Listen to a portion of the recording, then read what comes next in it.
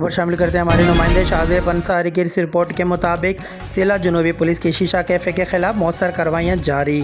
Clifton police نے شیشہ cafe کے خلاف کارروائیاں کرتے ہوئے تھانہ کلفٹن کی حدود میں ایک اہم چھاپہ مار پولیس پارٹی نے موقع پر سے ایک ملزم کو گرفتار کیا جبکہ دوسرا فرار۔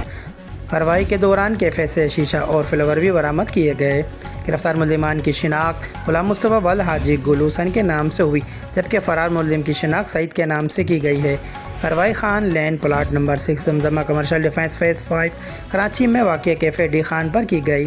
ملزمان کے خلاف FIR نمبر 325/2025 دفعہ 269278 تعزیت پاکستان کے تحت تھانہ کلفٹن میں درج کر دی گئی ہے۔ ضلع جنوبی پولیس غیر قانونی شیشہ کیفے اور دیگر مجرمانہ سرگرمیوں کے خلاف زیرو ٹالرنس پالیسی پر عمل پیرا ہے۔ قانون شکن عناصر کے خلاف کارروائیاں بلا امتیاز جاری رہیں گی۔